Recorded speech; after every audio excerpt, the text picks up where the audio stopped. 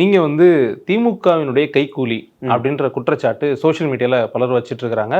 நீங்களும் அதுக்கெல்லாம் ரெஸ்பாண்ட் பண்ணிட்டு இருக்கீங்க அந்த கமெண்ட்டுக்கெல்லாம். வெளிப்படையாவே கேட்டுறேன். திமுக கைக்கூலியா நீங்க? அது எனக்கு நிறைய பேர் இருக்கு. அந்த ஒரு பேர்ல நீங்க நிறுத்தினது ரொம்ப ஆச்சரியமா இருக்கு.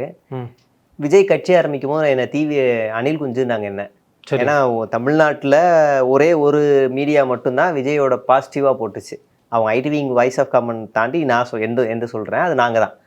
பரவாயில்லையே, லட்சக்கணக்கான இளைஞர்களை ஒன்று திரட்டக்கூடிய சக்தி விஜய்கிட்ட இருக்கு, இவரை நம்ம வரவேற்கணும், பெரியாரிசம் அம்பேத்கரிசம் கொண்டு வராரு, ஸோ இவரை வரவேற்கலாம் அப்படின்னா இன்றைக்கி பாசிட்டிவாக போட்டோம். அன்றையிலேருந்து ஒரு மாதம் அவரை ட்ரோல் பண்ணல. அதுக்காக எங்களுக்கு கொடுத்த பேர் டிவிக்கே. அப்புறம் நடுவில் ஒரு நிறுவனத்தில் வேலை செஞ்சோம், நியூஸ் டிவினா. அதில் கொஞ்சம் சில பிரச்சனைகள் வந்ததுனால 2 கட்சியவே தொடவே இல்லை. அப்போ எனக்கு அந்த பேர் சங்கி. அப்போ எனக்கு ஒரு வெளியில் வரணுன்ற முடிவுகள் அதெல்லாம் எல்லா சேனல்லையும் சொல்லியிருப்பேன். எங்களுக்கு ஒரு ஐடியாலஜி வேணும். இப்போ எல்லாரையுமே ட்ரோல் பண்ணிகிட்டே இருந்தால் யார் தான் நல்லவன், யாருக்கு தான் ஓட்டு போடுவேன்? எல்லாருக்கும் நடுநிலையாக காமிச்சுக்கணுன்ற ஒரு பார்வை இல்லை உங்களுக்கு? அப்படி உங்களால் சொல்ல முடியுமா? அதுதானே ஆபத்தானது. அரசியலில் நடுநிலைன்னு ஒன்று இல்லவே இல்லைல்ல. ஒன்று இடது நிற்கணும், இல்லை வலது நிற்கணும். இப்படி நின்று அவங்க காணாமல் போய் நிறைய பேர் பார்த்துருக்கோம்.